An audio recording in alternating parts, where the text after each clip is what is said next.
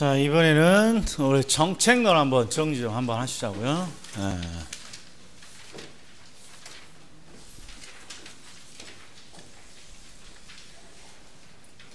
아, 이제 확실히 여름이 왔어요.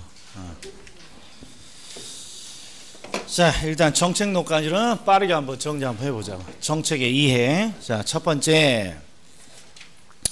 자, 1번하고 2번을 보면 뭐 부동산 문제, 성격 이런 게 있는데 얘는 중요치 않고 여기서부터 중요하죠. 여기서부터. 우리 정부가 시장에 개입하는 방법은 크게 직접 개입 방식과 간접 개입 방식이 있어요. 그런데 직접 개입 방식을 암기하는 게 항상 유리해요. 자, 시장의 시장을 수요와 공급 모형으로 그리면 이렇게 지금 나타나죠. 직접 개입 방식은 첫 번째, 정부가 가격과 수량을 직접 통제하거나, 자, 정부가 무슨 역할을 하거나, 공급자 역할을 하거나, 정부가 소비자 역할을 직접 이렇게 하는 것이죠. 여기 이제 직접인데 포인트가 암겨 이런 거죠. 정부가 직접 가격을 통제합니다. 그러면 6글자. 임대료, 분양가, 규제. 네. 정부가 가격을 직접 통제합니다. 임대료, 분양가, 규제. 그 다음에 토지은행 제도는 토지를 구입해서 은행처럼 저장을 해 놓는 거잖아요. 토지를 저장하려면 미리 뭐부터 해야 돼요? 토지를 구입해야죠. 토지를. 마치 누구처럼? 소비자처럼 정부가 토지를 구입하는 것이죠. 이게 정부가 소비자 역할을 합니다. 토지은행제도. 그 다음에 정부가 공급자 역할을 합니다. 그러면 각종 공적개발. 여기 떠올라야죠. 이 세 가지가. 이 세 가지가 직접이에요. 그래서 항상 암기 코드가 직접 개입 방식을 암기하는 게 유리하다겠어요. 정부가 직접 가격을 규제합니다. 임대료, 분양가 규제. 정부가 소비자처럼 토지를 취득해요. 토지은행제도. 그 다음에 정부가 공급자 역할을 합니다. 각종 공적 개발. 각종 공적 개발. 이 세 가지를 꼭 기억해 줘야죠. 정부가 가격을 손댑니다. 임대료, 분양가 규제. 정부가 미리 토지를 구입합니다. 토지은행제도. 정부가 공급자 역할을 합니다. 각종 공적 개발. 6글자. 그 다음에 간접 개입 방식은 정부가 소비자나 공급자의 행동을 유인하는 체계예요. 유인하는 체. 즉 소비자와 생산자 행동을 변화시키고자 하는 유인체. 이 유인체계는 항상 4가지가 세트 메뉴인데 조세, 부담금, 각종 보조, 각종 지원. 조세, 부담금은 항상 같이 따라다니는 거니까 조세, 부담금, 보조, 지원. 네. 그래서 대표적으로 이 유인책을 설명해 보세요. 그러면 심플하게 정부는 소비자들이 물건을 더 많이 구입하는 행동으로 유인하고 싶어요. 소비자들의 물건의 구입을 더 많이 하도록 유인하고 싶어요. 그럼 어떻게 우리 조세, 부담금, 보조, 지원을 쓰는 거예요? 물건을 더 사면 조세를 깎아주겠습니다. 물건을 더 사면 내가 보조금을 주겠습니다. 지원금을 주겠습니다. 이런 게 행동을 유인하는 책으로 쓰이는 거죠. 그리고 대표적으로 자, 대부 비율이 이 간접 개입 방식이죠.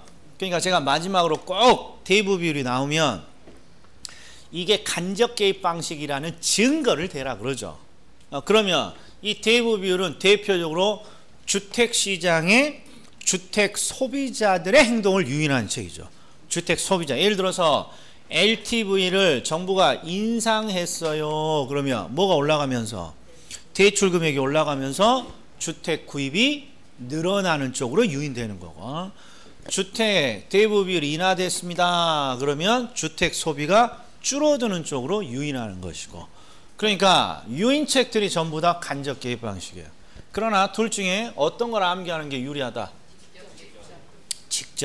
직접이 몇 개 안 된단 말이에요. 그래서 정부가 가격을 직접 통제합니다. 임대료, 분양가 규제. 토지를 정부가 미리 사놓습니다. 소비자처럼. 토지은행제도.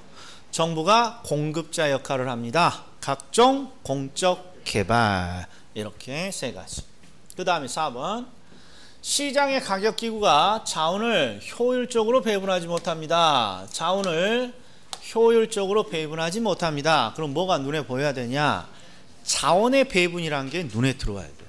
자원의 배분. 우리 시장이 존재하는 이유가 무엇인가요? 그러면 시장은 자원을 분배해 주기 위해서 존재하죠. 시장은 자원을 분배해 주기 위해서 존재하죠. 그래서 사례가 콩나물 시장이 왜 존재합니까? 그러면 콩나물이 필요한 사람에게 콩나물이라는 자원을 분배해 주기 위한 거고, 자동차 시장은 자동차가 필요한 사람에게 자동차라는 자원을 분배해 주는 거란 말이에요. 그런데 이 자원의 배분 기능이 효율적이지 못합니다. 그럼 뭐라고 불러요? 그렇죠. 이걸 시장 실패라고 하는 것이죠. 근데 시장 실패만 알면 안 되고, 시장 실패는 반드시 두 가지 유형으로 나눠요. 하나는 과소한 자원의 배분이냐, 또 하나는 과대한 자원의 배분이냐. 이걸 이해해야 돼. 자, 내가 시장에 가서 시장에 뭐라고 말합니까? 시장에 야, 내 물건이 50개 필요하니까 50개 좀 자원을 분배해달라 라고 시장이 했더니 시장이 뭐라 그러냐? 야, 50개? 야, 한 3개만 갖고 가. 이런 게 시장 실패인 거예요. 그리고 얘는 우리가 원하는 것보다 더 적게 가져가라는 거 아니에요? 이런 걸 과소한 배분이라 하고, 그 다음에 내가 시장에다가 50개 주세요 이렇게 말했더니 시장이 뭔 50개야, 한 5만 개 갖고 가. 이것도 시장 실패죠. 내가 원하는 것 이상 줬으니까. 이럴 때를 우리는 과대한 자원 배분이라 하고, 그러면서 암기를 한 코드가 시장을 실패시키는 여러 가지 원인 중에 항상 과대한 자원 배분이 이루어지는 건 딱 하나. 어떤 거? 불경제. 불경제, 즉 외부 불경제만 과대, 나머지는 과소. 그 다음에 5번을 보시면 외부 효과, 공공재, 정보의 비대칭성, 위험과 불확실성, 불안정 경쟁, 이런 게 나오면 전부 다 시장을 실패시키는 뭐? 원인을 뜻하는 거고. 그 다음에 6번. 정부의 시장 개입이 오히려 전보다 못한 결과를 초래합니다. 정부의 시장 개입이 오히려 전보다 못한 결과를 초래합니다. 그러면 이건 시장 실패가 아니라 정부 실패라고 하는 거죠. 정부의 개입이 오히려 전보다 못한 결과를 만들었다. 정부 실패. 그리고 이 정부 실패는 항상 뭐와 구별되는 개념이다. 그렇죠. 정부 실패는 항상 시장 실패와 구별되는 개념입니다. 이게 포인트. 자, 그럼 이제 뭘로 넘어가나요? 외부 효과, 공공재. 외부 효과, 공공재. 자, 그러면 여기까지 지금 우리가 몇 개 했습니까? 그럼 첫 번째, 주거분리 주택이효과, 효율적 시장과 할당 효율적 시장. 그 다음에 경기 변동, 그 다음에 거미집 모여. 그리고 나서 요 앞에 가장 중요한 게 직접 개입 방식, 간접 개입 방식. 직접 개입 방식은 정부가 가격을 직접 손대요. 6글자. 정부가 가격을 직접 손대요. 임대료, 분양가, 규제. 정부가 소비자 역할을 합니다. 토지를 구입하는 토지은행제도. 정부가 공급자 역할을 합니다. 각종 공적 개발. 아유, 뭔가 뭐 짧은 시간에 뭐 겁나게 많이 해요. 자, 외부 효과 공공재. 외부 효과 공공재는 왜 시험에 나오나요? 이렇게 물어보면 뭐라고 대답해 줘요? 왜 시험에 나오나요? 그러면 뭐라고? 시장을 실패시키는 원인이기 때문에. 그래서 이 외부 효과 공공재가 나오면 항상 세 가지를 설명해 줘야 돼요. 첫 번째가 뭡니까? 왜 시장을 실패시키는 것입니까? 이유. 그다음에 두 번째, 항상 시장 실패는 유형이 두 가지가 있잖아요. 과대한 자원 배분과 과소한 자원 배분. 그러니까 과대한 자원 배분인지 과소한 자원 배분인지를 구분할 수 있어야 되고, 세 번째는 외부 효과 공공재는 시장을 실패시켰으니까 반드시 정부의 대책이 들어갈 거 아니에요. 그래서 대책 이렇게 세 가지. 왜 시장을 실패시키나요? 이유. 과도한 자원 배분인가요? 과소한 자원 배분인가요? 유형. 그 다음에 정부의 대책은 무엇입니까? 이렇게. 그러면 바로 사례부터 얘는 들어가야 돼요. 사례. 공해가 나오면 항상 뭐가 떠올라야 됩니까? 공해는 항상 이렇게 되죠. 공장이 공해라는 걸 통해서 지나가는 행인에게 이렇게 뭘 주는 거예요? 손해를 이렇게 주는 것이고, 그 다음에 공해 말고 외부 경제 사례로 꽃지절은 꽃집의 사장님이 꽃을 뭐 함으로써, 꽃을 진열함으로써 지나가는 행인에게 이렇게 이익을 주는 경우예요. 이익을. 자, 그럼 이제 첫 번째부터 해보자고요. 자, 공해가 왜 시장을 실패시킵니까? 그러면 공해를 유발해서 손해를 끼친다는 게 아니에요. 항상 공장은 제3자에게 손해를 주지만 그에 대한 뭘 지불하지 않기 때문에. 그렇죠. 그에 대한 대가를 지불하지 않습니다. 따라서 시장의 원리인 give and take의 원리가 깨져서 시장 실패. 그 다음에 꽃집의 사례는 꽃을 진열함으로써 사회에 좋은 이익을 주는데 왜 시장이 실패됩니까? 이게 문제잖아요. 왜? 꽃집은 의도하지 않은 이익을 주지만 그에 대한 뭘 받지 못한다. 대가를 받지 못하기 때문입니다.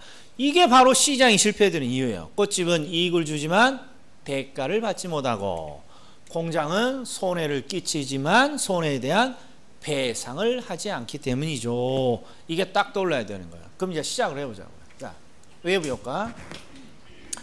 외부 효과는 어떤 경제 주체가 다른 경제 주체에 영향을 주는 거예요. 그런데 항상 시장의 가격 기구를 통했다, 통하지 않았다. 그렇죠. 시장의 가격 기구를 통하지 않고, 이렇게 가야 되는 거예요. 시장의 가격 기구를 통하지 않고, 시장의 가격 기구를 통하지 않고.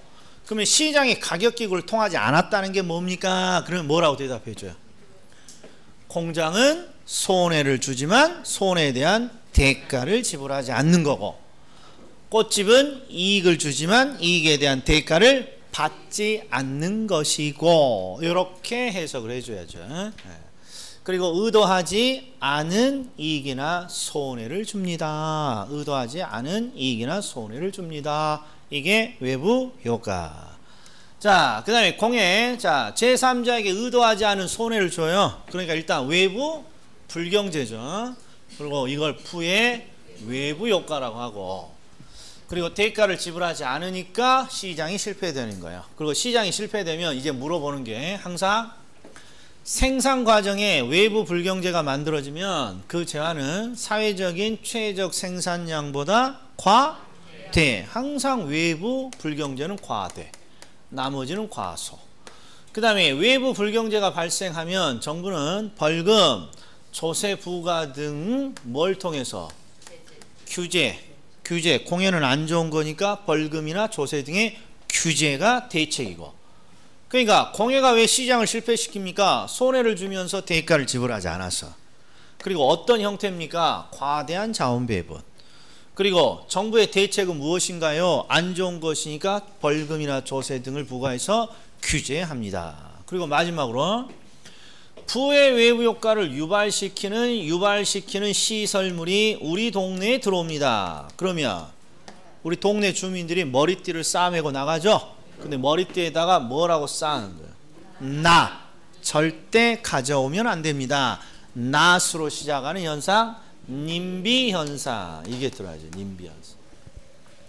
그 다음에 꽃진열은 제3자에게 의도하지 않은 이익을 주는 거죠. 그러니까 외부 경제 또는 플러스 정의 외부 효과.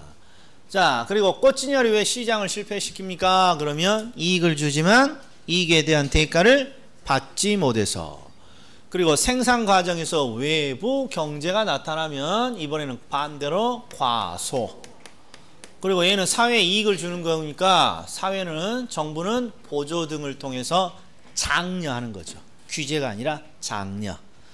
그리고 정의 외부 효과를 유발시키는 시설물이 우리 동네에 들어옵니다. 그러면 똑같이 띠 싸매고 나간다고. 근데 내용이 다르죠? 띠에다가 이번에는 뭐라고 하느냐?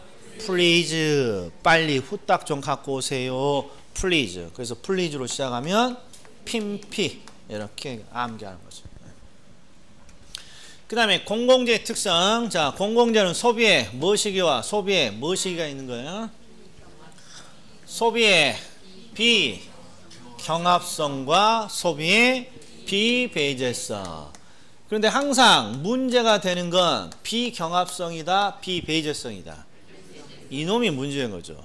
소비의 비경합성은 소비를 먼저 하기 위해서 경쟁하지 않는다는 거예요. 아니, 경쟁하지 않는다는데 나쁠 게 뭐 있어요.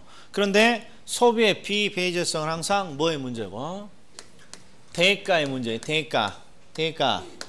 대가를 지불하지 않으면 항상 소비는 뭐 되는 것인데? 배제되는 것인데 대가를 지불하지 않는 사람도 소비에서 배제되지 않아요. 이 말은 소비를 한다는 거예요? 안 한다는 거예요? 소비를 한다.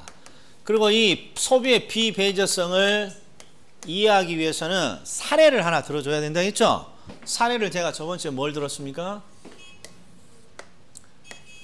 가로등 들었다, 도로 들었다. 가로등 들었다, 도로 들었다. 가로등, 도로.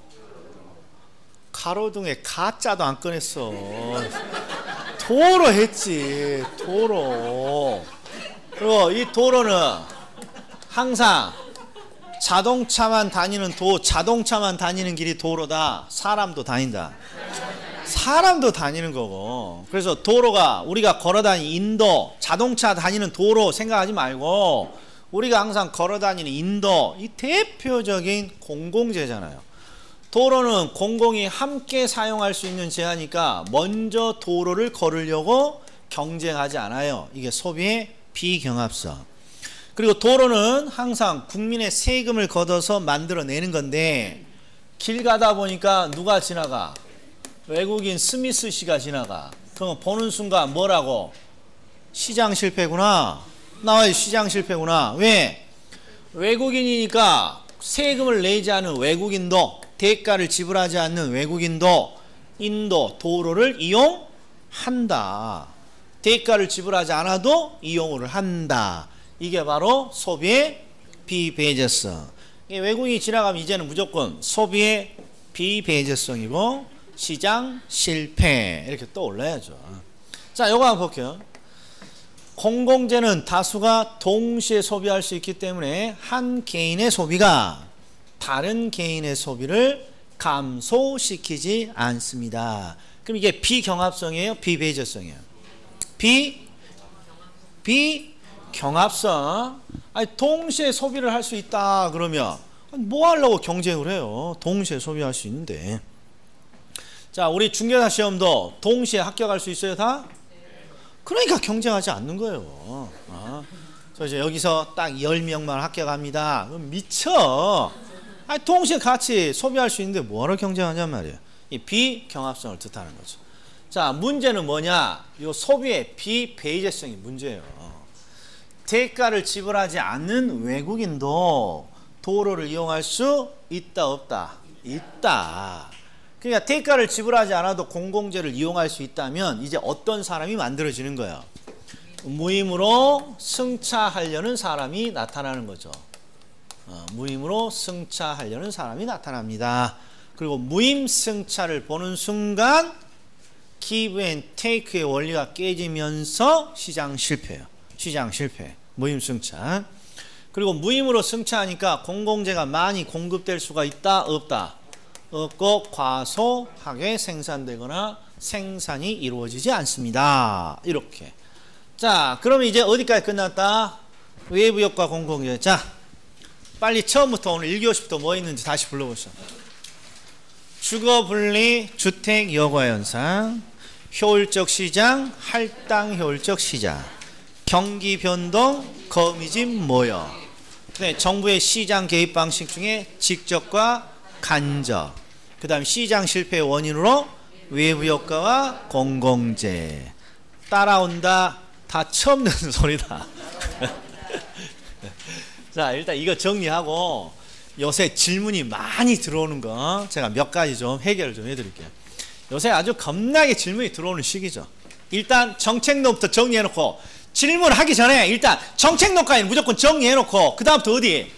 투자론에다가 뭔가 시간을 투입해야 이제 점수가 올라가는 거예요. 투자론 이후부터. 그럼 임대료 규제. 자, 임대료 규제는 일단 임차인을 보호하는 정책이죠. 임차인을 보호하기 위해서 임대료를 어떻게 낮게 통제하는 거죠. 따라서 임대료 규제 정책은 임차인을 보호하기 위해서 정부가 시장 균형 임대료 어디로? 집으로, 술집으로? 이하로. 아, 오늘 분위기 좋아요. 이하로. 시장 임대료 이하로 임대료를 통제하는 정책입니다. 이하로 낮게.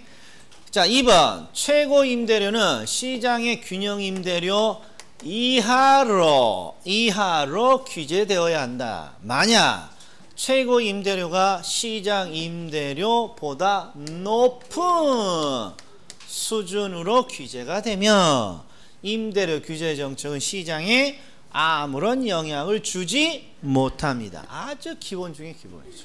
아주 기본 중에 기본. 자, 3번 임대료 규제의 영가. 임대료 규제는 항상 낮추는 효과죠. 임대료를.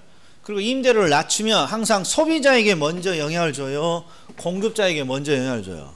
항상 소비자에게 먼저를 주는 거예요. 임차인에게 먼저 영향이 가고 임대인에게 나중에 영향을 주는 거예요. 임대인은 항상 공급자니까 항상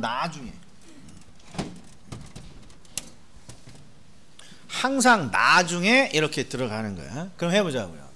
정부가 임대료를 낮춥니다. 그러니까 임차인들은 땡큐 하면서 임대주택을 더 사려고 하고 있죠.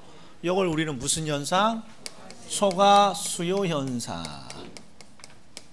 그리고 임대료를 낮췄더니 임대인은 좋아라 간다, 싫어라 간다? 겁나게 싫어라는 거죠. 그래서 임대주택 사업을 포기합니다. 이게 임대주택의 공급 감소. 자, 그런데 우리 이번 5월달 모의고사에 초과 수요가 나왔는데 뭐라고 나왔냐? 이 초과 수요는 수요가 넘쳐나는 현상이에요. 수요가. 그럼 얘는 수요가 넘쳐나는 현상이니까 물건을 더 달라는 현상이에요. 물건 그만 달라는 현상이에요. 물건을 더 달라는 현상이에요. 더 주세요 현상이. 더 주세요. 이게 초과 수요는 왜 이런 현상이 나타납니까? 물건의 가격을 낮추니까 소비자가 뭐라고 하는 거예요? 더 주세요 이렇게 말하는 거라고. 초과 수요는 수요가 넘쳐나는 거란 말이에요. 근데 문제는 여기 있어요. 초과 수요는 물량이 부족한 현상을 나타내느냐 물량이 넘쳐나는 현상을 나타내느냐? 그러면 항상 물량의 부족 현상을 뜻해요. 자, 집에서 가족끼리 밥을 먹는데 가족 중에 식구 한 명이 밥 더 주세요 그러면 뭔가 부족하다는 거야? 배가 터져 뒤져불겠다는 거야? 더 주세요 그러면 뭔가 부족하다는 거라고. 그러니까 가격을 낮추니까 소비자들이 시장에서 물건을 더 주세요, 더 내놓으세요. 이게 수요가 넘쳐나는 현상, 초과 수요 현상이에요. 그러니까 초과 수요 현상이 나타난다는 건 시장에 소비자가 원하는 것보다 더 적은 양의 물건이 있다는 거예요. 이렇게 실무적으로 해석을 해줘야 돼. 이게 초과 수요가 나오면 더 주세요구만. 더 주세요.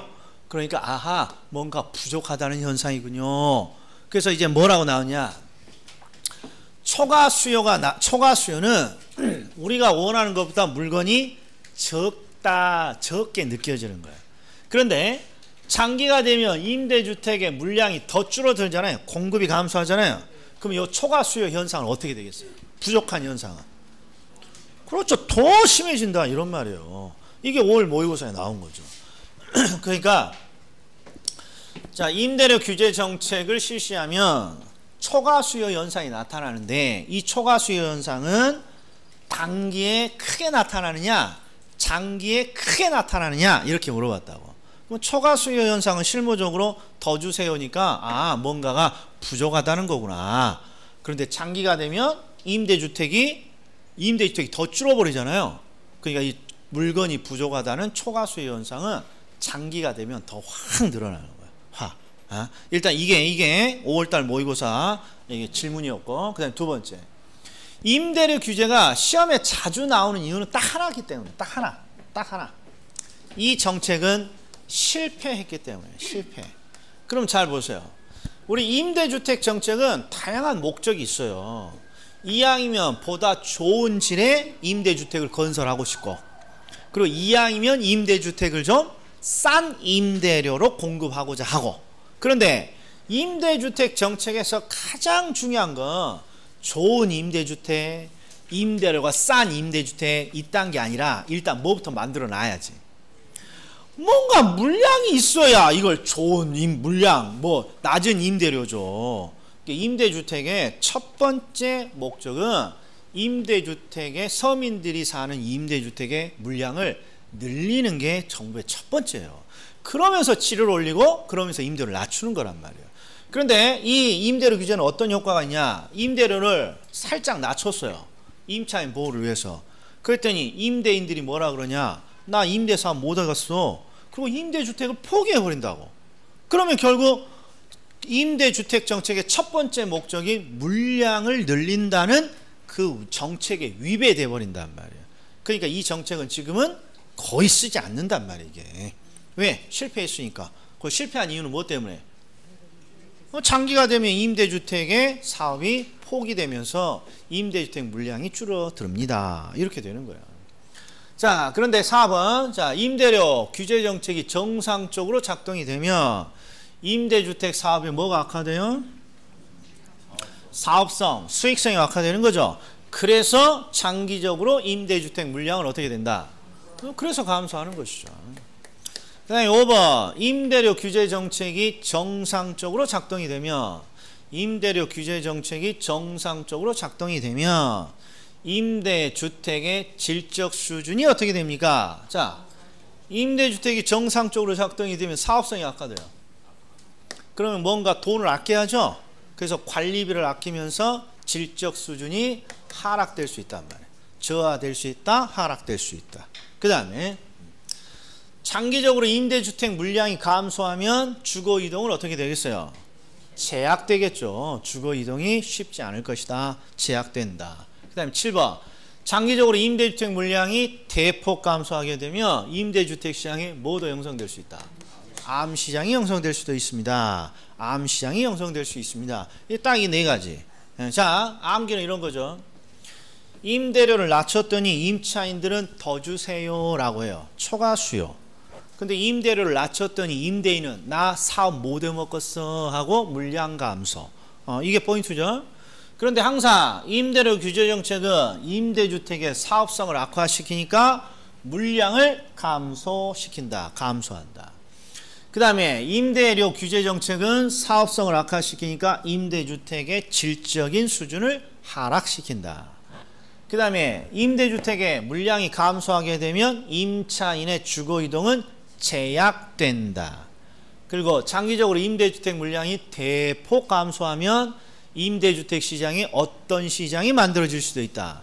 암시장이 만들어질 수도 있다. 암시장이 만들어질 수도 있다. 이렇게. 네, 8번. 임대료 규제 정책은 임대주택 물량이 감소하지 않는 언제만? 단기에만 효과가 있는 정책입니다. 임대료 규제 정책은, 자, 이게 무슨 뜻입니까? 그럼 잘 보셔. 항상 임대료 규제 정책이 왜 실패하는 것입니까? 장기적으로 임대주택의 수익이 악화되니까 장기적으로 임대주택의 공급이 감소하기 때문이에요. 이게 임대주택 정책을 실패시키는 원인이잖아요. 그러니까 마지막 결론이 뭐냐? 임대료 규제 정책은 임대주택 물량이 감소하지 않는다면 효과가 있죠. 근데 언제는 감소하지 않느냐? 단기에는 감소하지 않죠. 임대료를 막 규제하면 그 순간부터 임대주택 물량이 감소하는 게 아니니까. 따라서 임대료 규제 정책은 임대주택 물량이 감소하지 않는 단기에 반짝 효과가 있는 거예요. 반짝. 그러나 가만히 놔두면 물량이 감소하면서 이제 실패 이렇게 되는 것이고. 자, 그래서 결론이 임대료 규제 정책은 임대주택 물량이 감소하지 않는 언제? 단계만 반짝 효과가 있습니다. 이렇게. 자, 그 다음에 9번 임대료 보죠. 정부가 임대료의 일부 또는 전부를 누구에게 보조해 주는 정책이에요? 임차인에게 보조해 주는 정책입니다. 임차인에게 보조해 주는 정책입니다. 여기는 우리가 쉽죠. 효과가. 임차인에게 임대료를 보조해 주면 임차인들은 땡큐 하면서 수요를 늘리죠. 보조를 통해서 수요를 늘려요. 그리고 임대주택에 대한 수요가 늘어나면 반드시 소비가 늘어난 것만큼 공급이 채워지는 거죠. 그래서 수요가 늘면 아무런 조건이 변화가 없다면 공급은 항상 느는 거예요. 수요 증가, 공급 증가. 자, 그러면 질문.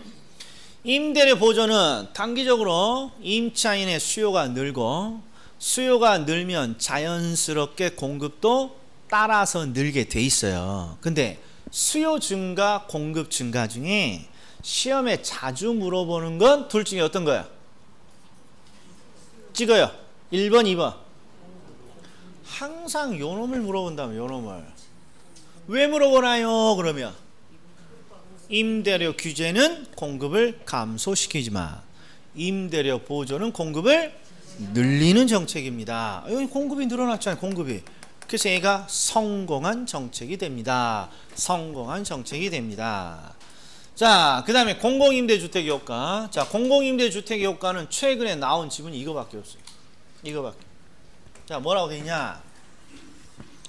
자, 정부가 공급하는 공공임대주택의 임대료는 시장 임대료보다 뭐시기 하다?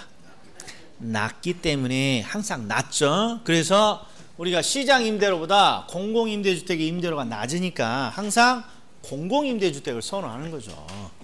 그래서 공공임대주택에 청약을 해서 거주하는 당사자들, 이 거주자들은 어떤 효과가 있느냐? 사적 시장의 임대료와의 차익만큼을 정부로부터 뭐 받는 효과가 있다? 주거비를 보조받는 효과가 발생합니다. 주거비를 보조받는 효과가 발생합니다. 요렇게럼 되어 있다. 요렇게럼 되어 있습니다. 그러면 끝. 자, 다시 처음부터 주거 분리 주택 여과 현상. 그 다음에 효율적 시장, 할당 효율적 시장. 그 다음에 경기 변동, 거미집 모형.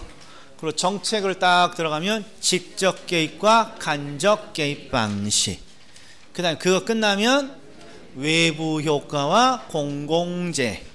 외부 효과 공공재 끝나면 임대주택 정책 3종 세트.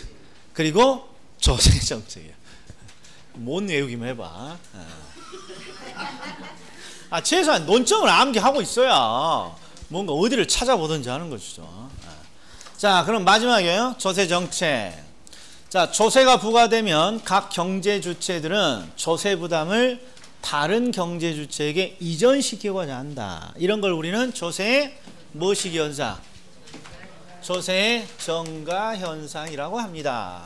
조세의 정가 현상이라고 합니다. 자, 그럼 제가 항상 어떤 걸 사례로 들었습니까? 그럼 어떤 걸? 자, 가격, 수량,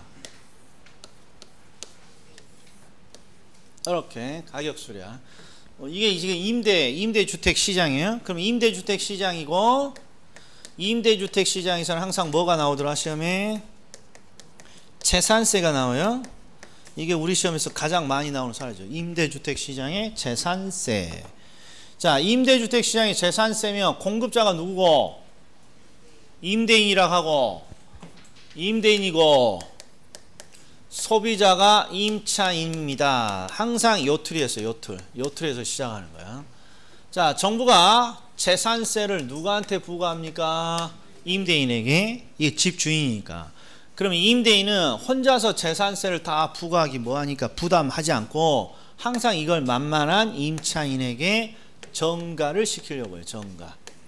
근데 정가를 전부 정가시킬 수 있나요? 그러면 현실적으로 전부를 정가시킬 수는 없어요. 이유는 임차인에게 전부 정가시키면 임차인 그냥 집 나가버리니까. 그래서 우정의 금이 안 가는 딱 일부만을 정가한다 그랬어요. 그러다 보니까 어떤 일이 벌어집니까? 결국 둘이 함께 부담하는 현상이 나타나는 거죠. 함께. 그러면 둘이 함께 부담을 하니까 둘 중에 누가 더 많이 부담합니까? 반드시 뭘 물어본다고? 반드시 뭘 물어봅니까? 이걸 물어보는 거예요. 누가 더 보다 많이 부담합니까? 그럼 암기 코드가 항상 어떤 상대방이? 보다 안 똑똑한 상대방, 즉 보다 비탄력적인 상대방이 보다 많이 부담합니다. 이거 포인트예요. 자, 그런데 아직 안 끝났어. 임대주택의 재산세 부과를 통한 조세 정가는 항상 어떤 방법으로 정가가 이루어지는 거야? 조세 정가는 항상 어떤 방법으로? 뭘 올린다?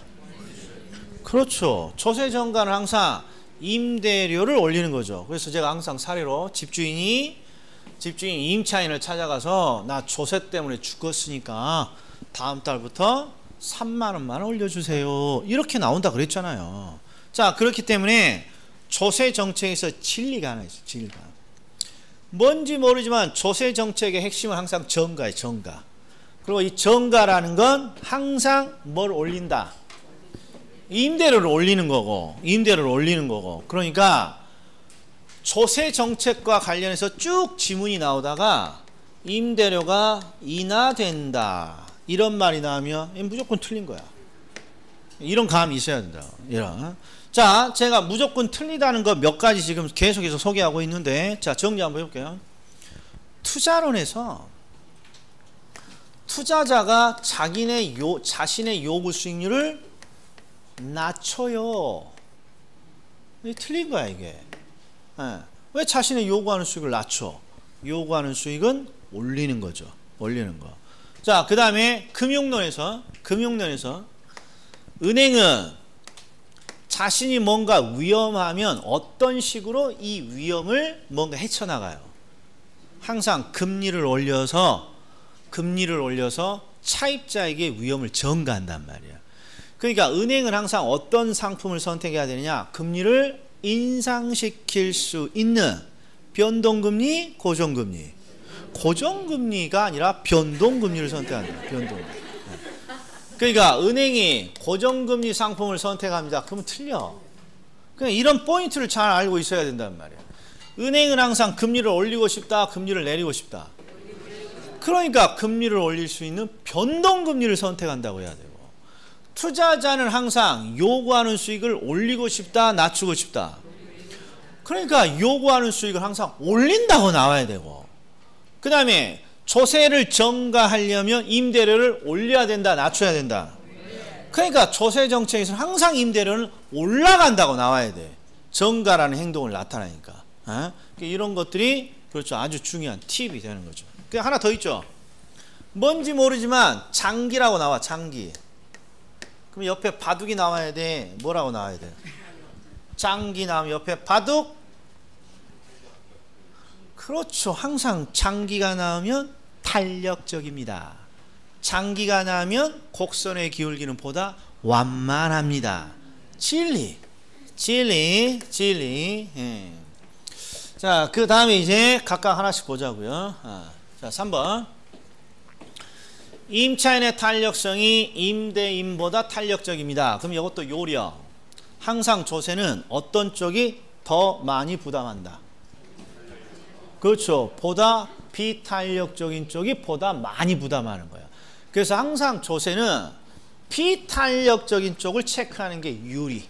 비탄력적이죠. 어떻게 체크합니까? 임차인의 탄력성이 임대인보다 탄력적입니다. 그러면 임차인이 탄력적이네, 여기다가 동그라미 쳐야 돼요. 비탄력적인 쪽에. 그러면 뒷문장에는 반드시 뭐가 나와 있냐? 동그라미 친 임대인이 보다 많이 부담한다. 이렇게 돼야 돼. 임대인이 보다 많이 부담한다. 그러니까 여기에 뭐가 들어가야 되는 거야? 임대인이 이렇게 들어가는 거야. 네. 그 다음에 수요의 가격 탄력성은 탄력적이고 공급은 비탄력적입니다. 어디다 동그라미? 여기다 동그라미 쳐야 돼. 여기다가 왜? 비탄력적인 쪽이 더 많이 부담하니까. 그러니까 공급이 비탄력이니까 뒤쪽에는 반드시 공급이 보다 많이 부담한다. 공급자가 보다 많이 부담한다. 이렇게 나와야죠. 그러니까 공급자죠. 그런데 지금 임대주택이라고 했으니까 임대인이 보다 많이 부담한다. 이렇게 돼야죠. 임대인이 보다 많이 부담합니다. 자, 그런데 이제 요놈이 문제야. 요거 주의. 왜 주의입니까? 자, 부동산의 조세는요 항상 공급자에게 부과됩니다. 부동산의 조세는 항상 공급자에게 부과됩니다. 부동산의 조세는 공급자. 왜 공급자에게 부과되니? 그러면 공급자가 소유자니까. 자, 미스터국도 종합부동산세 한 100억씩 좀 내고 싶어. 그러니까 내고 싶다 그래도 안 줘. 영수증을. 아니 그 고지서가 안 날라와. 왜 안 날라와? 부동산이 없으니까 안 날라오는 거 아니에요. 항상 부동산의 조세는 소유자에게 부과되고 부동산 시장의 대부분의 공급자는 소유자가 공급자예요. 소유자가. 그래서 어떤 일이 벌어지냐? 항상 공급자가 소비자에게 조세를 전가시키는 거예요. 그러다 보니까 이제 어떻게 시험 문제에 나옵니까? 이렇게 나와요.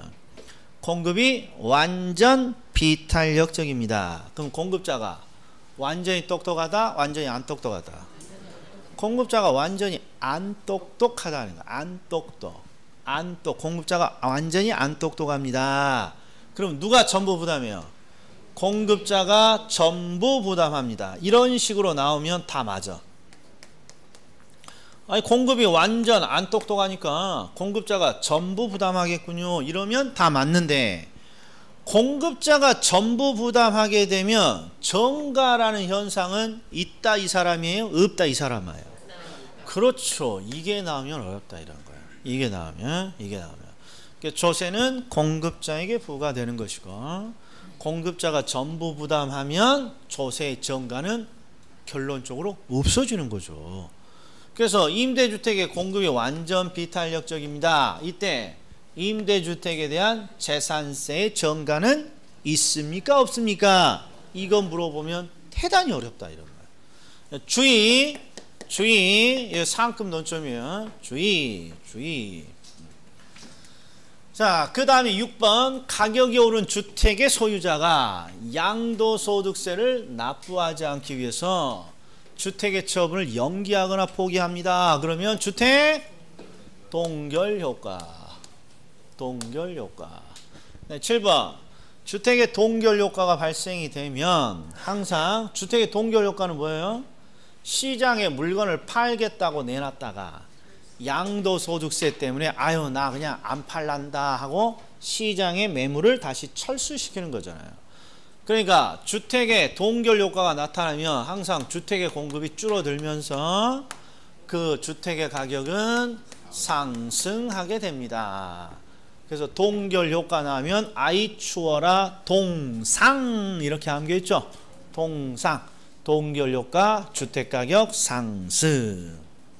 그 다음에 7번 헨리 아저씨는 토지세만으로 충분히 국가의 재정을 확보할 수 있다고 주장하면서 다른 모든 조세를 철폐하고 토지에 대한 보유세만을 단일하게 부과하고자 주장하였다. 이를 헨리 아저씨의 토지 단일세라고 합니다. 여기까지 하면 우리 뒤에 보면 기타 부동산 정책 직접 한번 해보시고 최소한 이 정도까지는 좀 꿰고 있어야 돼. 그래야 이제 마음이 안정되면서 어디로 가는 거야. 그래야 투자론으로 이제 시간을 적극적으로 활용할 수 있는 거예요. 그러니까 흐름이 이렇게 돼 있죠. 1장 이제는 어느 정도 됐어. 자신감 있어. 2장 미스터 국이 찍어준 딱 패턴만 구별하자. 그리고 나머지 모르는 건 버리자. 그 다음에 C장 정책론 2장 요 정도만 딱 암기하자. 그리고 나서 이제 나머지는 전부 다 응용력인 것이지 내용을 더 알 건 없어요. 응용을 해야지. 문제에서 이제 어떻게 나올지 응용을. 여기까지 딱 해놓고 이제 또 하나 들어가죠. 그런데 이제 3교시에는 뭘 할 거냐. 오늘 이런 거 나온 김에 우리 뒤쪽에도 단순 암기가 많아요. 개발, 관리, 마케팅, 지대, 도시구조 이런 것들. 입지 이론. 이게 세트 메뉴예요. 개발, 관리, 마케팅, 지대 이론, 도시구조 이론, 입지 이론. 자, 해봐요. 이게 투자, 금융, 감정, 평가론 빼고야. 투자, 금융, 후반부에 투자, 금융, 감정, 평가론 빼면 그 사이사이에 개발 두 문제, 관리, 마케팅, 지대 이론, 도시구조, 입지 이론 이렇게 있다고. 개발, 관리, 마케팅, 지대, 도시구조, 입지. 이제 좀 깨고 있어야지 지금. 깨고. 자, 그런데 중요한 건 개발, 관리, 마케팅, 개발, 관리, 마케팅은 문제를 풀면서 10분만 딱 다시 눈도장을 찍어도 기억이 남아요. 그런데 지금 벌써 또 기억이 가물가물한 게 뭐냐? 지대론이 또 가물가물해. 그래서 오늘 지대론 또 3교시에 이론 총정리 한번 하자. 간만에 총정리. 자, 10분 쉬겠습니다.